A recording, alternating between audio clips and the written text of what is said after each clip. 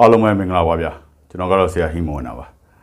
ကျွန်တော်ရဲ့မိတ်ဆွေတွေအတွက်ဒီသတင်းကြွလာပြည့်နေမှာပြုလို့ရမယ်အထူးရတယ်အဲ့ဒီဟာကိုပြပြပေးချင်တာအမှန်တကယ်ကသတင်းကြွလာပြည့်နေထိကျွန်တော်အတိတ်တန်လေးတစ်ခုရှိလို့ဒီကြားထဲမှာဘာရေရတွေဘာဟောစတန်တွေမှာမတင်ဖြစ်ဘူးဒါပေမဲ့အာယုံနမိတ်ရတာနဲ့ကျွန်တော်မိတ်ဆွေတွေကို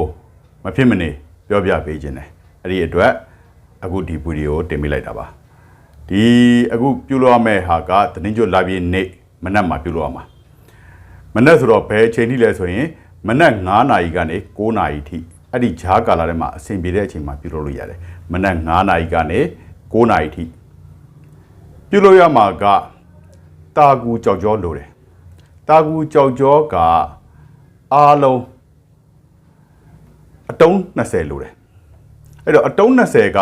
ကြီးတာသေးတာကမိမိအနေနဲ့အဆင်ပြေသလိုတုံးလို့ရတယ်။မှာကိုကဆိုင်ရနေဝယ်လာတဲ့အတုံးကအရန်လေးကြီးနေလိမ့်မယ်။အဲကြီးနေတဲ့ဟာကိုကိုအိမ်ရောက်တော့မှ2ပိုင်းပိုင်းနာမျိုး3ပိုင်းပိုင်းနာမျိုးကိုအဆင်ပြေသလိုလုပ်လို့ရတယ်။ဒါပေမဲ့ပကံတစ်ခုမှာ9တုံးပါရမယ်။အဲ့ဒါမျိုး4ပကံ။အဲ့တော့အတုံး20ပကံက4ပကံတပကံစီမှာတာကူကြောက်ကြော9တုံးပါရမယ်။အဲ့ဒါမျိုး4ပကံ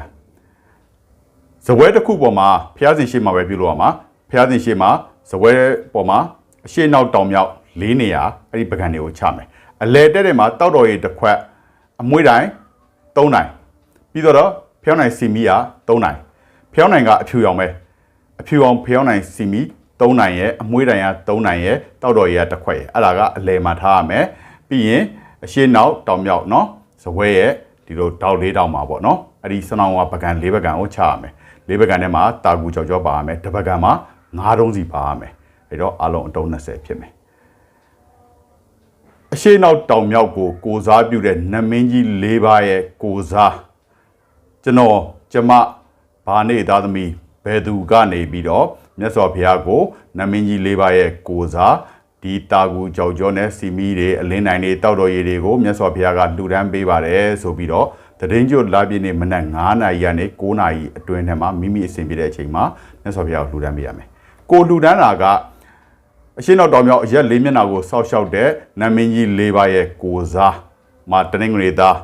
မောင်အောင်ကနေပြီးတော့မြတ်စွာဘုရားကိုနမင်းကြီး၄ပါးရဲ့ကိုစားတာကူကြောက်ကြောနဲ့တောက်တော်ရည်စီမီအလင်းနိုင်နေအဲ့ဒါတွေကိုမြတ်စွာဘုရားကိုလှူဒန်းပါတယ်ဆိုပြီးတော့လှူဒန်းဆက်ကပ်ပေးရမယ်။အဲ့ဒီလိုလှူဒန်းမှုကိုပြီးသွားပြီဆိုတာနဲ့လှူဒန်းပြီးသွားတယ်ဆိုတာနဲ့နမင်းကြီး၄ပါးကိုဆူတောင်းအမျှဝေပေးရမယ်။အဲ့ဒီလိုမျိုးသူတို့အတွက်ကုသိုလ်ကောင်းမှုပြုလုပ်ပေးတဲ့အတွက်ဒီသတင်းကြွလာပြေကနေပြီးတော့မိမိကိုအဆောက်အအုံများမှပို့ပို့တသာလေးနဲ့စောက်ရှောက်ကူညီကြပါဆိုပြီးတော့တောင်းဆိုပြုပေး။အဲ့လိုပြုလိုက်မယ်ဆိုရင်မိမိမှာဘလို့အခက်ခဲပဲရှိရှိအဲ့ဒီအခက်ခဲတွေကိုအစောကနမင်းကြီး၄ပါးကကိုပို့ပို့တသာလေးကူညီစောက်ရှောက်ပေးလိမ့်မယ်။ပို့ပို့တသာဆိုတာကခုနှစ်သားသမီးတွေအားလုံးကိုကူညီတာချင်းအတူတူမှာမိမိကသူ့အတွက်ဒီလိုပြုလုပ်ပေးထားတယ်အဲ့ဒီအတွက်ကိုပို့ပို့တသာလေးကူညီပေးမှာပေါ့ဒါကတော့လောကသဘာဝပဲ